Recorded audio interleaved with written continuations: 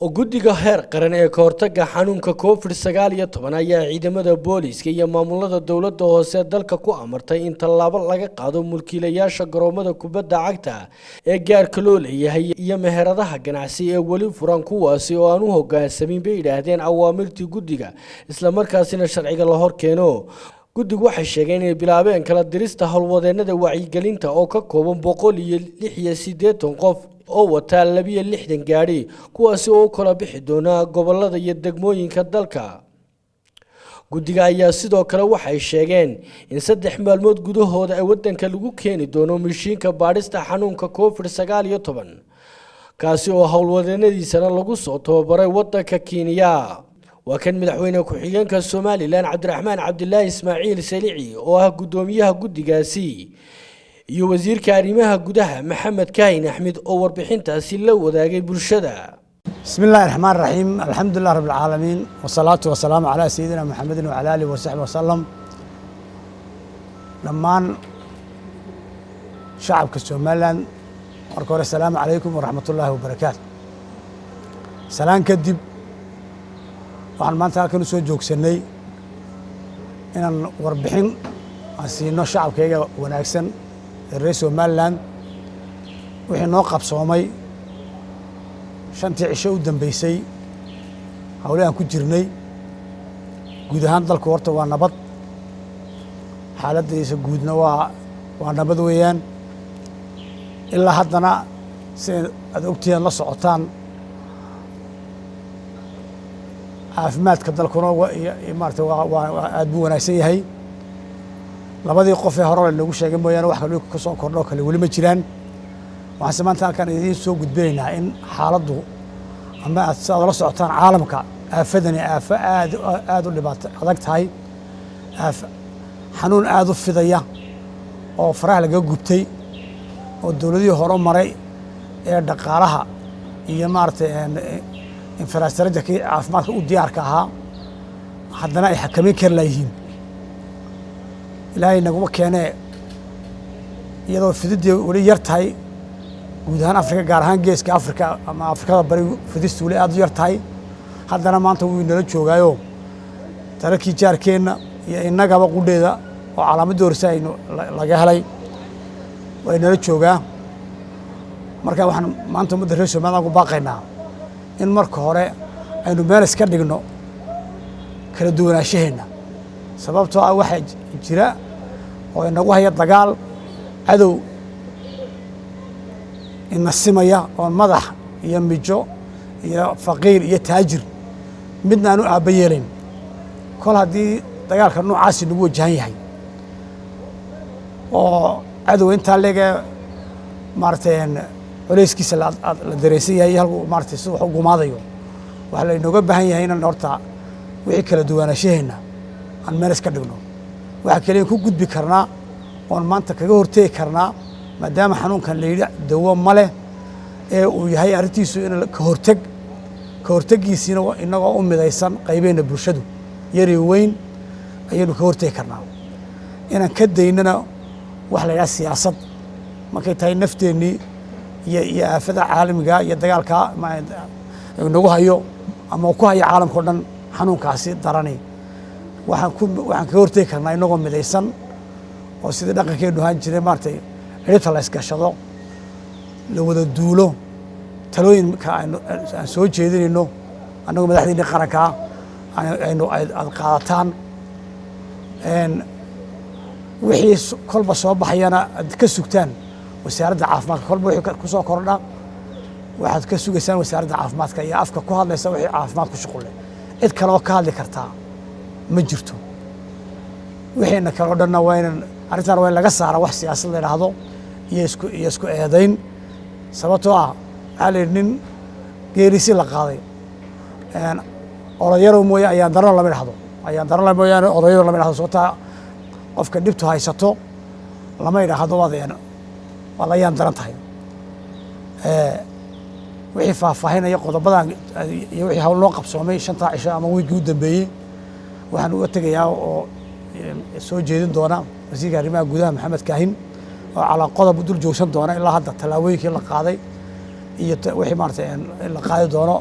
48 saacadood soo socda talooyinka la qaadi doona insha Allah wax faahfaahin doona wasiirka arrimaha gudaha Maxamed Kaahin Axmed. alxamdulillahi rabbil caalamiin wasalaatu wasalaamu calaa sayidina maxamed wacalaa aalihi wasaxbihi ajmaciin. madaxweyne ku-xigeenka, wasiirada, mas-uuliyiinta kale ee fadhida, asalaamu calaykum waraxmatullaahi wabarakaatu. waxa aynu hore u soo gudbinnay guddigan ka hortagga caabuqan coronavirus go'aamadii iyo barnaamijyadii kala duwanaa ee taxanaha ahaa. maanta sida madaxweyne ku-xigeenka uu sheegay waxaynu iska waraysanaynaa ilaa muddada maxaa inooga dambeeyey iyo hawsheennu halkay maraysa. sidaynu la soconnay 2 qof oo lagu hubiyey inay qabaan cudurkan coronavirus oo mid ajnabi yahay ayaa hore loo soo sheegay. kabacdi waxaa la daba socday dadkaasi dadka ay la kulmeen iyo dadkii kale ee maxaanku dhahdaayey loo maleeyey in ay ka muuqato xumad ama astaamo loo malayn karo inay xanuunkaa qabaan. ilaa iyo hadda 20 qof ayaa laga qaaday dhiig iyo dheecaamadan xanuunka lagu baadho. ayagana waxaynu sugaynaa inay maalmaha soo socdaan ay natiijadoodu ina soo gaadho. ilaa iyo hadda cid kale oo la xaqiijiyey ma hayno. guddidan loo xil saaray caabuqan barnaamijkii ay soo saartay waxay ahayd in bulshaweynta reer somalilan lagala tashado oo si midaysan looga wada howlgalo xanuunkan, abaabulka iyo wacyigelinta ummaddana meel looga soo wada jeesto. sida laajligeed guddidu waxay la kulantay bulshada kala duwan ee reer somalilan oo ah daneeyayaasha arrimaha qaran ee tanoo kale iyo kuwa la midka ah. waxay la kulantay ganacsatada dalka, waxay la kulantay ururada bulshada loo yaqaano civil society-ga, waxay la kulantay qaadlayaasha qaadka, waxay la kulantay culamaa udiinka jamhuuriyadda somalilan. waxaa layslu afkartay arrintani maadaama ay tahay aafo caalami ah, qaran walbana qaran ahaan bay aafo ugu tahay, in si midaysan oo qarannimo ah looga wada shaqeeyo bulshada kasamata bixinteeda iyo caafimaadkeeda arrintaa xanuunkan caabuqan loo yaqaano covid-19. guddidu waxay kaloo la kulantay bulshada caalamka ee dalka somalilan hay-adaha jooga ee ka shaqeeya, iyagoo ka wada arrinsaday kana wada xaajooday sidii somalilan ay taageero uga geysan lahaayeen xanuunkan caabuqa ah ee aafada ummadda ah. waxaa jiray 2 mas-uul oo midna uu yahay meeyarka magaalada gabiley, midna uu yahay afhayeenka madaxtooyada oo iyagu dabadda ka yimi oo dalkan ingiriiska ka yimi. labada mas-uul waxaa la mariyey muddadii 14 maalmood ahayd ee karantiinka ahaa. markay ka soo baxeenna caafimaad ahaan way isbaadheen, xaaladoodu iminka waa caadi, ay ku shaqayn karayaan. waxaa hadda iminka guddidu gacanta ku haysaa oo sida ugu dhaqso badan u anbabaxaya howlwadeenno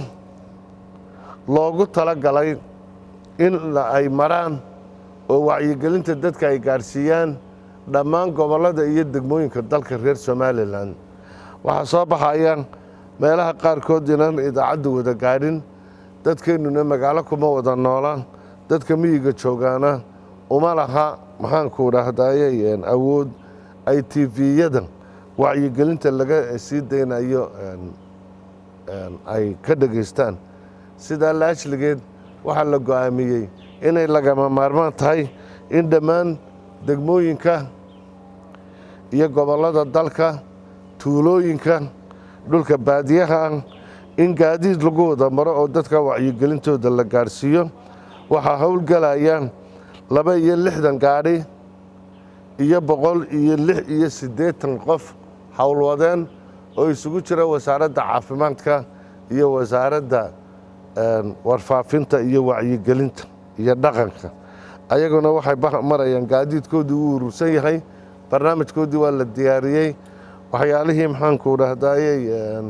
calaamadaha ahaa ee magaalooyinka iyo dhulka la dhigi lahaa ayaa daabacadoodii dhammaystirmaysan iyaguna si dhaqsaba ah ayay u tegayaan waxaa si dhaqsaa hadda inoogu imanayaan mashiinka loo yaqaano BCR oo ah kan lagu baadho xanuunkan oo dadkii inoogu shaqayn lahaana Kenya lagu soo tababaray isagana 2-3 cashay soo socdaan ayuu maxaanku dhahdayey ina soo gaadhayaan waxaynu hore u soo saaray oo guddidani ay soo saartay go'aamo lagu fulinayo laguna xakamaynayo laguna tilmaamayo in ay dadku waxyaalaha xanuunkani uu fadhiistay ka samatabixiisu ama ka badbaadadiisu waxay noqotay nadaafadaadana ku dadaal mar walbana faraxalo dadkuna ha kala fogaado waxa aad iyo aad nasiib darro u ah wasiirka warfaafinta iyo anigaa shalayta la kulannay qoladii hay-adaha maxaanku dhahdayey bulshada caalamka gabadh maxaanku dhahdayey reer yurubahoo ku jirtay baa waxay tidhi mishkiladda ugu weyn ee yurub maanta jirta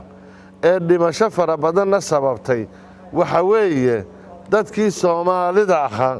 ee dalalkaa yurub ku noolaa waxaa looga taagan laayahay in ay kala tagaan oo kala fogaadaan dabadeedna taasaa waxay keentay inay dalalkaas oo laga yaabo tirooyinkoodu inay yar tahay inay dhimashadoodu aad iyo aad u badan tahay innaka lafteennu hadda muddadii aynu howlahan gacanta ku haynay waxaa jira inay aad iyo aad u adag tahay dadkeenna inay kala tagaan inay aad iyo aad u adag tahay inay dadka awaamiirtii qaataan inay aad iyo aad u adag tahay in meelihii layidhi ha la xidho aan la xidhaynin kow marka ugu horraysa garoommada yaryar ee gaarka loo leeyahay